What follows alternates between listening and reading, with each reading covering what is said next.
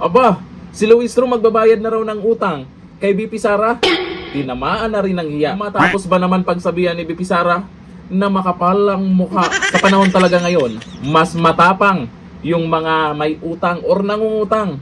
Pag siningil, galit pa. Sa post po ng 28, ang sabi po dito, sumagot si Luistro sa naging pahayag ni Sara Duterte tungkol sa umano'y utang.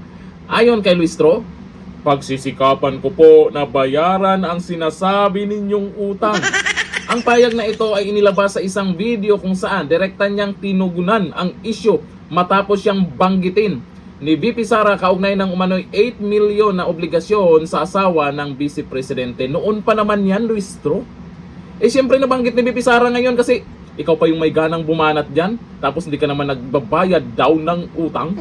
Patuloy na sinusundan ng publiko ang palitan ng pahayag ng dalawang panig matapos ang naging matinding akusasyon at sagutan sa paggigitan nila. Eh ito po kasi si BP Sara Duterte na itong nakaraan, nabanggit na naman po yan si Luistro kasi kung ano-ano na naman yung pinagyayaw-yaw dyan, ay nabanggit na naman itong utang. Siyempre ba naman malaking halaga pala to. Ito yung sabi ni BP Sara. Kapal na mukha, may utang na 8 million, may gana pang bumanat. Merong members ng House of Representatives na nagsabi ng unexplained wealth. Na tinatanong ko lagi, ituro mo sa akin, saan dyan ang unexplained? Correct.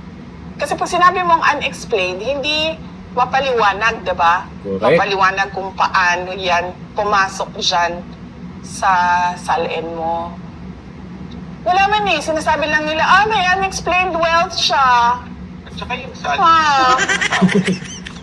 Di ba kasama po yung asawa doon sa salin? So, nagtatrabaho pa naman yung asawa ni VP. Oo naman. Oo, nagtatrabaho yung asawa ko.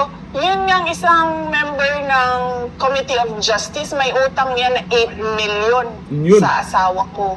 Kaya nga hindi pa nadagdag yun. So kulang yun, yung pinakita nila. Oo, kasi hindi mo man pwede ilagay pa yon kasi hindi pa siya kita, kasi utang pa lang siya sa iyo. So, Pero matindi, no? May utang na, nag-aakusa pa. diba?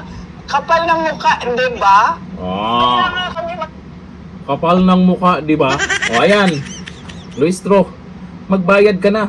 Ang tagal na niyan. Nakaraan pa yan nabanggit ni BP Sara nung ano pa yan. Alam ko nabanggit din ni BP Sara yan nung eleksyon. Hanggang ngayon, hindi pa kayo nakakabayad, Luistro.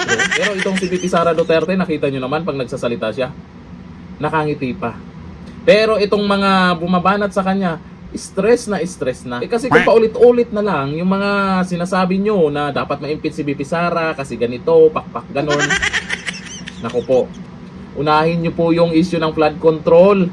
Umabot na ng trilyon. Hanggang ngayon, yung atat na ma-impeach si BP Sara, siguro, para yung kung baga, yung pinag-uusapan sa social media, hindi nakafocus sa flood control.